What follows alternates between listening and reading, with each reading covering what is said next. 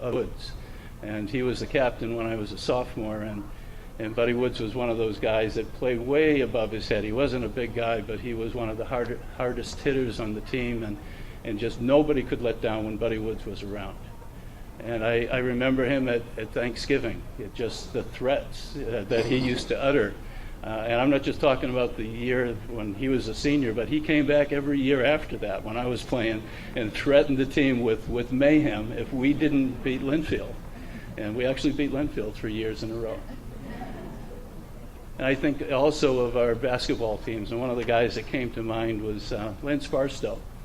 And Lance was a big kid.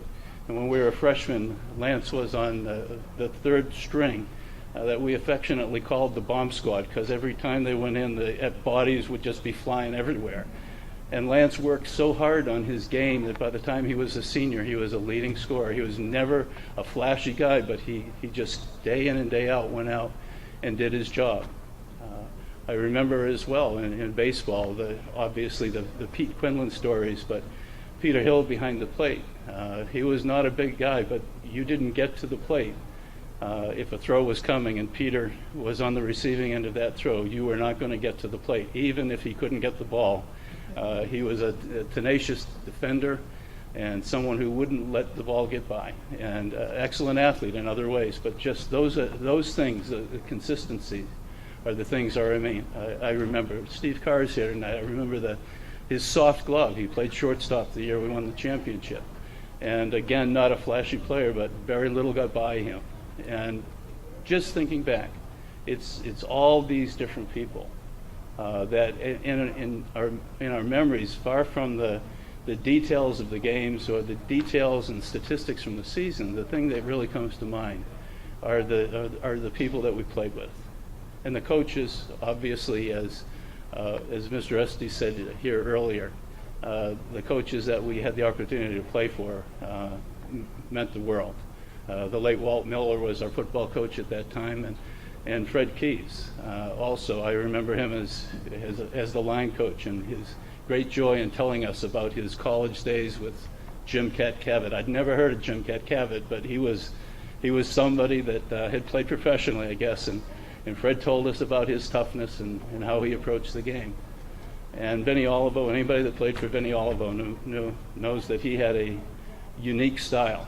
And his practice style was one that by the time you got to a game, you didn't care what anybody said, you didn't care what anybody did. All you cared about was whether Benny was happy or he wasn't happy. But he led us on a tremendous run my senior year that got us ultimately to the Boston Garden, and just a great thrill to have been there and to have been part of that team. And as I look at the baseball program and Frank Carey, we need a whole night to talk about Frank, and that's got to come sooner or later here. But I think one of the things about Frank that is so impressed in my mind is the fact that he was probably the first visionary that I ever met. He was the first person that had the ability to look at a group of people and say, this is where I want you to be, and this is where you can be if you're willing to work at it, in 4 years. And he wanted us there in 3 years. We got there in 4 years, but he met us as a freshman team, and by the time the year was over, he had us believing that if we worked hard enough, we could have the school's first state championship by the time we were seniors. And indeed that came true, but it wasn't just because he said it. It was because he taught us the work ethic and the life lessons that have carried over, have just helped me tremendously in my approach to people and my approach to accomplishing things, and being willing to kind of stretch yourself beyond and say we can do more than perhaps anyone has ever told us we could do before. It's an honor. I truly appreciate this opportunity to share this with you, and again, I can't say enough just what a privilege it is to have been part of 3 just great teams that I think had a good impact on the school and a good impact on the sport. And thank you very much. Stephen Jeans, everybody. Our next inductee is a man by the name of Jeff Moda, class of 1988. His sports were football and track. In fact, in those 2 sports, he earned 7 varsity letters, and in football and track, he was captain of both teams. He was the MVP and Offensive Player of the Thanksgiving game, both in '86 and '87. In 1987, he had 1,000 yards rushing and 10 touchdowns, earning him Cape Ann League and Boston Globe All-Star honors. In 1988, Jeff was undefeated in the 100 and 200 meter dash every time he competed in the Cape Ann League. In the 100 and 200 meter dash, he was a Cape Ann League All-Star and a Globe All-Star in 1988. In 1988, that same year, he took first place in the northern area for the 100 meter dash. In the 220-yard dash, he was an Eastern Division finalist, earning second place in both 1986 and 1988, and he took third place in the Eastern Division finals in 1987. And he also holds, to this day, the 200-meter record at North Reading High School, 22.1 seconds for 200 meters. And now, Jeff Mota holds a permanent place in North Reading High School sports lore with his membership into the Hall of Fame. Jeff Mota, everybody. Don't worry, I promise to make it brief. Let me start by saying thank you to the Hall of Fame committee for my induction to the Hall of Fame. It is truly an honor. I also would like to thank Mr. Carucci for all he does here at North Reading High. I believe he really deserves a round of applause.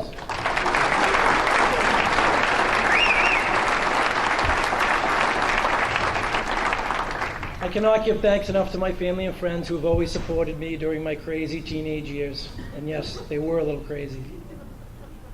And to my beloved mother, who's passed on, but I know is still watching. To coaches like Mr. Cleary, Mr. Westcott, Mr. Miller, Mr. Puglia, Mr. Colby, and so many others that helped mold me at a young age and providing me a foundation through dedication, leadership, and accomplishment that I have taken with me not only as an adult in sports, but also in business and life itself. With the help and influence of this foundation, I was able to succeed in my college years in athletics as well as academics, and go on to become a national champion in track and field, as well as represent the United States as a member of the USA bobsled team thereafter.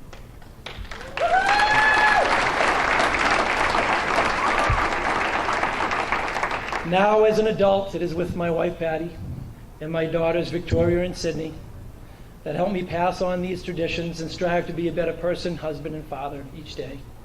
Thank you for this honor. I am truly appreciative and blessed. Thank you. Jeff Mota, everybody. Jeff Mota. Our next inductee, John Murphy, class of 2003, football and basketball standout. He's a member of the North Reading High School Basketball 1,000 Point Club. He has a total of 1,060 points. 2003, he was part of the Massachusetts Basketball Coaches Association All-Star Selection.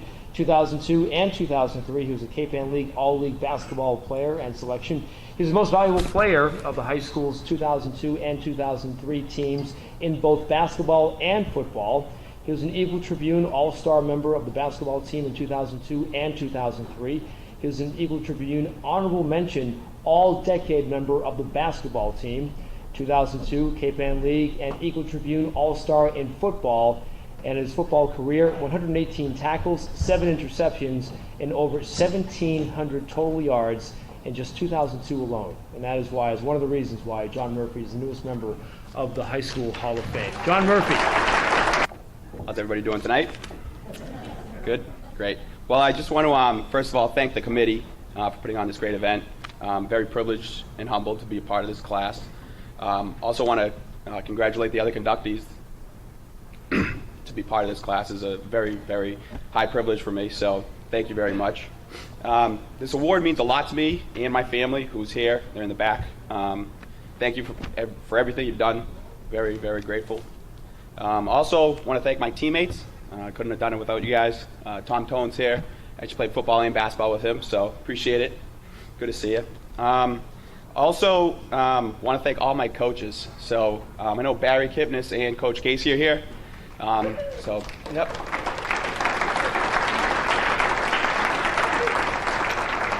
So I was privileged to have Barry for 2 years and Coach Casey for my junior and senior year. Coach Kipnis is obviously known around this area. As one of the best coaches around. Had the privilege of having him as a gym teacher also in elementary school. And when I entered middle school, I used to sneak up to the Hood School gym after class and play basketball up there. And had the privilege to run into Coach Kipnis one night. thought he was going to rip my head off, but he didn't, which is good. Instead, he had me doing suicides and basketball drills throughout the night for the next hour. So knew what I was getting myself into when I entered my freshman year. And, I just want to thank you very much. And Coach Casey, Coach Casey's a great friend of mine still to this day. I worked basketball camps with him over the summer throughout college. And, pretty much was the reason why I went to college, helped me with my recruiting process, and just, is one of my all-time favorite coaches. So I appreciate both of you for being here. On the football end, I also had two coaches there. I don't know if it's me or the coaches wanted to leave or what the problem was, but Coach Sapienza and Coach Reed, also Coach Campabasso's here tonight. So junior and senior year, I think he coached me for. So great to see you again. And want to move on and thank some of my family and friends. Kathy Hashem is actually here. She was a teacher of mine in middle school. She really molded my academics together. Wasn't too great in middle school, and she helped me out a lot and kind of, pushed me along the way. And, when I got accepted into Suffolk University, she was the first one there to congratulate me. Mr. Norton, for the nomination, thank you very much. I appreciate it. And to my family, my brother Nick, who, I can't thank you enough for everything you've done. Really mean the world to me. Pushed me in every sport I played, literally pushed me. So in everything we did. And my godparents and my aunts and uncles that are here tonight, thank you very much. Been very supportive. My grandparents, who to this day come to every event, they're here. A big round of applause for my grandparents. So, yes, they've traveled all over the place, come to every basketball and football game I've played in throughout college, and thank you very much. And my parents, they've driven around the country literally to watch me play sports, and I just can't thank them enough. Everything that you guys do has been unbelievable. The support and everything you guys have done for me, I can't thank you enough. And also, finally, I'm actually going to dedicate this award to my brother who passed away about 5 years ago. So I know he's, looking at my achievements and everything that we've done, and I just want to, put this in his honor and just dedicate this award to him, because I know he's proud and he's looking down at us. So thank you very much, and I appreciate it. John Murphy, everybody. And last, but certainly not least, Jennifer Whitney, class of 1989, member of the volleyball team you saw, also a member of the basketball and tennis teams as well. She seemed to be a standout. She was a standout in every sport she played, and we'll begin with her resume with tennis. Co-captain in 1987, 1988, and 1989, which means not only was she good enough to make the team as a sophomore, but she was good enough to be a captain. Tennis, MVP 1988 and 1989. She was the number one player on her team in 1989, and she went undefeated in singles. And she went on to become the Cape Ann League Player of the Year and the Cape Ann League MVP in 1989.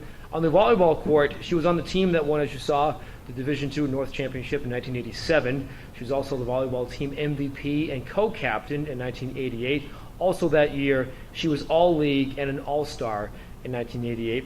And basketball. She was on the undefeated 1988 team and the 89 team that won the Cape Ann League Championship as well. And in basketball, she was All-League in 89 and also the team's co-captain. And tonight, what a resume. Jennifer Whitney, member of the Hall of Fame. Congratulations. Thank you. I wore my highest heels for this, so. First, I would like to congratulate all the other inductees that I'm honored to be among an amazing group of athletes. I would also like to congratulate my volleyball team on its accomplishments. I was genuinely blessed to be part of an amazing team from which I learned so much from. I have many great memories of my high school teams, and that year was one of my favorite years. This had an exceptionally talented group of girls that I was fortunate to play with and lucky to be a part of. Most of all, Mrs. Hill, you were an amazing support system in every aspect with this team, and this honor also represents your dedication and devotion to us as well as the sport. I would also like to thank the Hall of Fame committee for this honor. It sincerely is humbling for me to be part of something like this, and I'm honored to be a part of the North Reading Hall of Fame. I want to thank my family and friends for being here with me tonight. My husband, Scott, to this day, keeps my competitive edge in check by always challenging me to every sport, and still thinks he can beat me. My mom, brother, and sisters who have always supported me and always kept me in line growing up. My friends who I've known since elementary school. It means more to me than you know that you could be here. I'm truly blessed to have such a great circle of friends that have continued to support me in everything I do. Athletics have always been a huge part of my life. It got me through difficult times, good times, and everything in between. It helped me develop into the person I am today. I know I wouldn't be where I am today without this passion for sports. I truly loved every sport I played and tried to play as much as I possibly could, although my favorite sport growing up was basketball. Sorry, Ms. Hill. It may have had to do with my coaches and the people I played with. I was privileged to play with a group of girls from 10 years old until our senior year in high school, and I have a lot of great memories with them.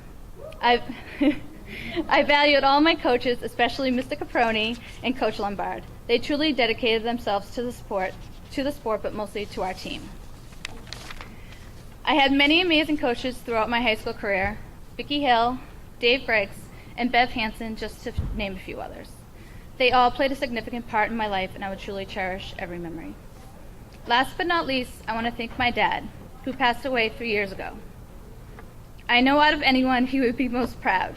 I wish he could be here so that he would know all the sacrifices he made for me, driving me to and from tournaments on weekends, practices, and even in between dance classes and whatever else I had going on. He was my personal chauffeur and never missed a game or match. Even in my adult life, he made it to a few finish lines at some of my road races. This award is for him, as he truly was my first coach in life and taught me so much about sports in general. He always knew how to get the best out of me and always taught me to be a great sport, win or lose. I would like to dedicate this award to my dad, since he truly was my #1 fan. Thank you. Ladies and gentlemen, Jennifer Whitney, class of 1989.